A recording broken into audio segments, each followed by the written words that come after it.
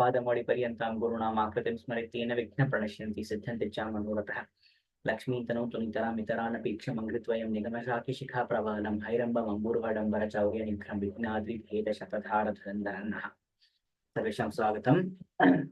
Welcome to the Bhāvārtha session for the 19th shloka.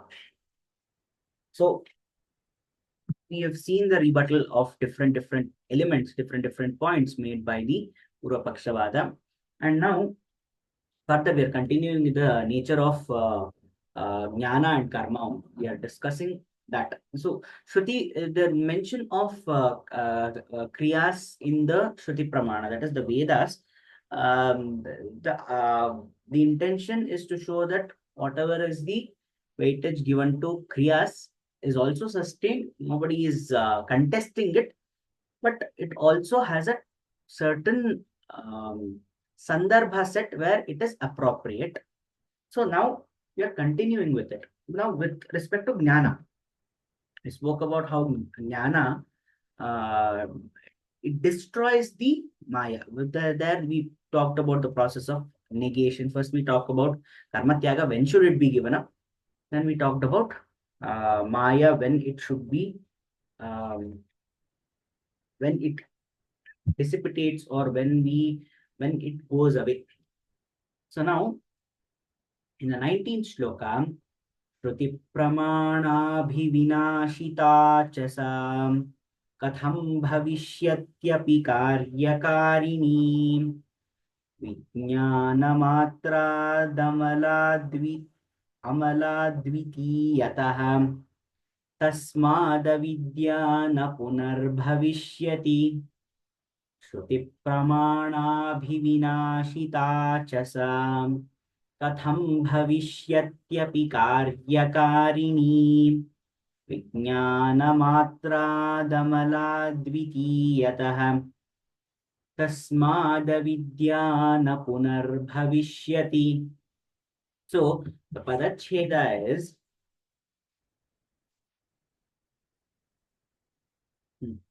Shruti Pramāṇa Abhivināṣitā. Shruti Pramāṇa Abhivināṣitā ca sā katham bhavishyati api karyakarinī vijñānamātrāt amala advitiyatah tasmāt avidya na punaha bhavishyati. So when we are talking about that whole Jnana Karma Samuchayavada, when we are talking about the complementary nature of when the Purvapaksha Vada said that they are complementary in nature, we brought this erroneous logic where it is applied. We said that the nature of these two are different. That means the phala, prayojana of following jnana is different and the prayojana of karma is different. Not just different, they are opposite to each other. That means if I follow jnana, then the jnana phala is that it should not lead to karma. That's the whole point of it. So it defeats that whole argument that they can go together. Now here also they are trying to bring out this one of the elements of the same argument, of the same rebuttal, that Shruti Pramāṇa, Shruti is the Vedas, Shruti Pramāṇa Abhivināṣitā. So Shruti Pramāṇa, here we are talking about that process of negation. So in the through the process that has been mentioned in the Vedas, when I follow that, what happens? The process that is the Maya, we discussed that it gets diluted or it gets destroyed. The concept of Maya, that means we start realizing that this is not reality. Reality is something else. So we start feeling that this is not the truth. This is not the existent local reality or whatever is the new terms. So when we realize it, first once we realize it, so I already said, ajnana ends where jnana begins. Once we get jnana of something, ajnana ends immediately. Now the question is, there if we say that karma and jnana comes together, and that I have to bring back to karmas. That means I can start following both of them together. What happens is that the nature, first one nature is that the karma phala is something. Karma phala leads to something that is nothing but priya, priya, attachment, etc., etc., etc. Jnana, the prayojana of jnana is to attain detachment, which is not possible when I have any kind of engagements. Therefore, they are not, it is not possible for us to do them together. This was the first rebuttal. Here, we are following one train of thought where we are saying, when I start following the path of Jnana Yoga, the true Vidya, what happens is I start to realize that the whole world is mithya. One of the outcome of Jnana, what we spoke about, where the consciousness goes above the Sharira, at that state, what happens is that we lose reality because we are in a different plane. It's like us and the dream world. When we dream, the person that we see as ourselves in that particular dream has no consequence of this plane. There is no effect of this. And vice versa. There, whatever happens, that is not going to affect us over here. What basically connects us? It is the Sharira. So, if that Sharira is out of the equation, then my existence in the dream world is independent. My existence in this world is independent. My existence in some other world is independent. So, in this case, what happens? When I've reached that state, when I experience that state, I have realized that whatever I'm seeing over here, that is not the true. That is not the reality. That is not the uh, that is not the Satyaloka. It is mithya. So once I realize that, how is it possible for me to go back to doing the same kriyas again? So, Shruti Pramana Abhivinashita, when it destroys, when it destroys that notion, that Bheda Karakas, at that, then what happens? We have realized that Maya, we have realized that whatever we live in is actual Maya. So when that happens, Katham Bhavishyati Api Karyakarini, then what happens? How is it? How can we go back to doing the same things? It is like, this might not be the right example, but this is also a form why we get addicted to certain things. So let's take a very popular example of psychedelics. Psychedelics are certain substances that leads to hallucination. So what happens is, once we start the movie called Inception. That is also a very good example of it. So what happens is, there is a certain um, storyline where they are not able to distinguish between their reality and their dream world. That happens, right? So the same thing is happening over here. Once we start to realize that this particular world that I'm living in, where tangibility has some kind of effect, is no longer real. That means there also I'm starting to feel, when my consciousness goes out of this body, and then when I start to experience there also as per the rules of another world. When I start to experience that, I have already realized that this may not be the only plane of existence. When I've experienced that, then what has happened is, I start questioning what is reality. When I start questioning reality, obviously my previous notion that this is reality goes away. So I'm not capable of coming back to the previous world and say that it has getting back to the karmas of the current world. In this plane, there are certain karya karini. That means that gives rise to certain those causes which gives rise to certain karyas.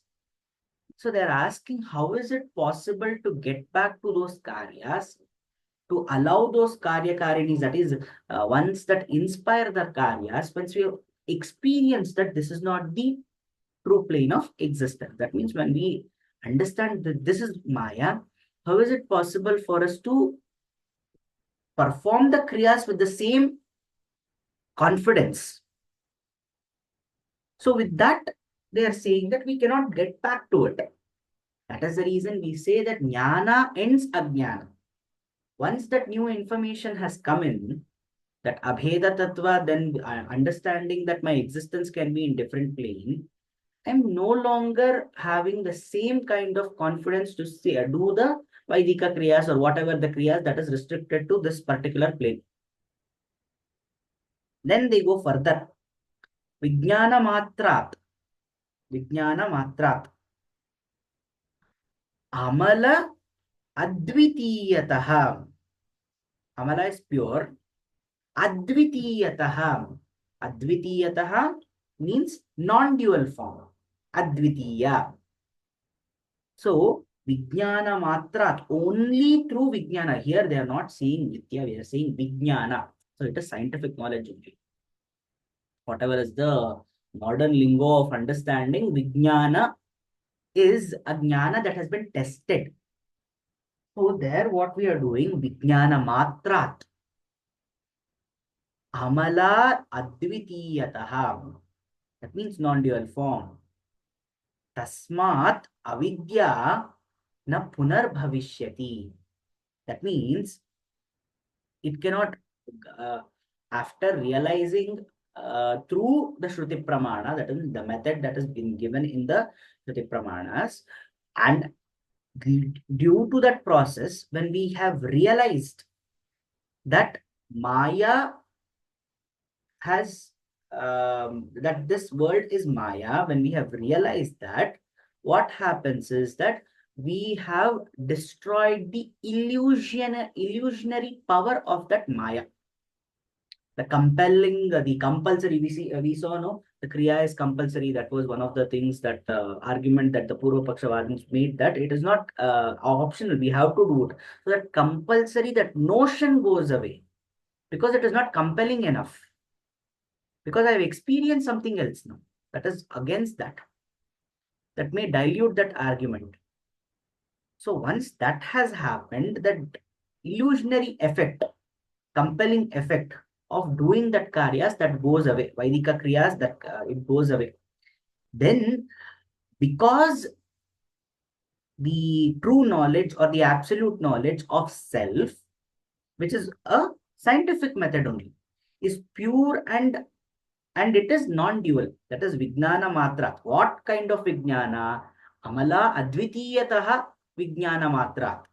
So the true nature, where we have experienced the pure consciousness, or where we have experienced the non-duality, when we have experienced it, then what happens?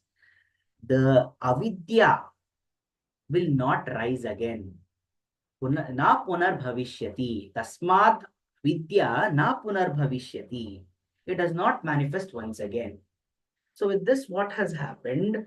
We are expanding on the nature of experiencing the true jnana. So what happened? We first compared it first with the prayojana. Then what did we do? Then we started expanding on the nature of karma and jnana. We gave karma its importance and we told them karma tyaga is not that difficult, and we are giving the right weightage to karma also, and only after that point of time we have to give it up. Why we should give it up? we have to expand a little more on it. So we have to understand the nature of jnana. There we are starting to understand it through experience oriented. We are not giving a very textual concept. We are saying, okay, jnana is prakasha karaka, etc., etc. We are not saying that. We are saying through the process, that is given by the Vedas, when we do it systematically and when we experience these kind of things, which is contrary to what our previous belief of karmas are, we tend to lose our hold on the dheya of performing those karyas, the karmas. So obviously, what happens? The compelling argument that karyas must be performed, that goes away. Because of that, it is not possible for us to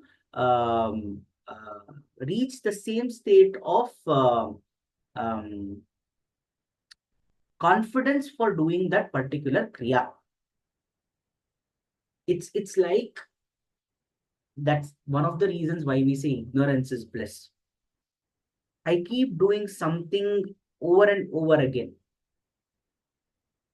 Like for example, we start taking certain medicines, normal medicines.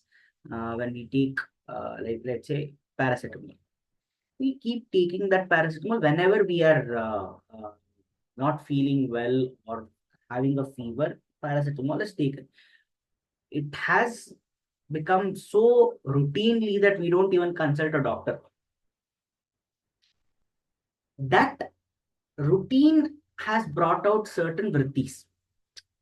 It develops certain vrittis.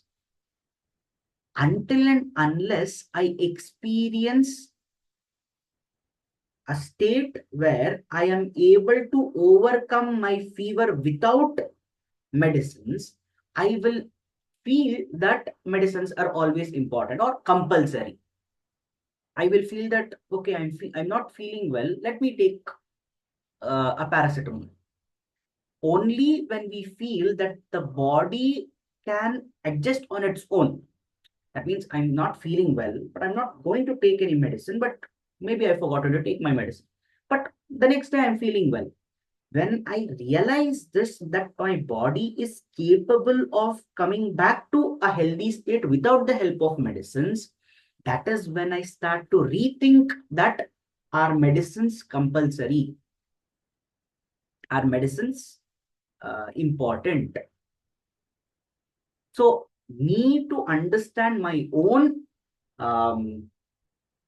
immunity, the capability of my body to tend to itself can only be realized only when I experience that particular situation. Even in Ayurveda, the whole point is that we don't need medicines. Whatever is given, that is just to boost the body's ability. The body itself is capable of recognizing when it is in a certain disorderly state and trying to bring it back. It recognizes something is wrong with me and this is not normal. So I have to bring it back. So the body itself understands and it starts working. But when is it capable of understanding? When we lead a certain lifestyle. That is the reason the whole Ritucharya, Dinacharya, all those things are designed. But even there, what are we trying to understand? The principle is that the body knows. The body knows when it is not in the right state and it will try its best to, whether we like it or not, it will try to do it. But there, what happens is a yoga of mind, our lifestyle, our food habits, etc. All those things help. Now, we are not allowing it to do it because we feel that we need to take medicine every time we are feeling ill. And obviously, over the course of time, we start to believe that only when I take medicine, I'll be able to get rid of this fever-like feeling or any other illy feeling. Maybe I can only stay in a my body can stay in a well state, in a good state, only when I take a medicine to get rid of the illness feeling. But once we experience where a situation where the body itself has corrected itself, then we start to question, are medicines that necessary? So until we experience that, we'll not be able to understand. So that is what they're saying over here. Once we experience through the process that has been stated in the Shruti Pramanas, once we experience that, then we will start to question. And the same convictions regard to medicine, with regard to the Maya, with regard to the karmas, Vaidika karmas, will not remain. Because of that, we cannot perform any kriyas with the same conviction that we used to do it before. Because avidya has completely gone. That abheda, saying that karmas mean something, that has gone. I have realized that this body is not the real, or rather, it is not the reality. Karana Sharira is the reality, and I am also experiencing the Sukshma Sharira. So that is the case. And what happens is, it is not possible for me to get back to the same karmas, same karyas with the same conviction. So this is what they're trying to say in this. First, we will conclude the session. स्वस्ति प्रजाभ्यः प्रतिपालयन्तां न्यायेन मार्गेण महीमहीषा गोब्राह्मणेभ्यो शुभमस्तु नित्यं लोकाः समस्ताः सुखिनो भवन्तु कायेन वाचा मनसेन्द्रियैर्वा बुद्ध्यात्मना वा प्रकृते स्वभावात् करोमि यद्यत् सकलं परस्मै नारायणायेति समर्पयामि।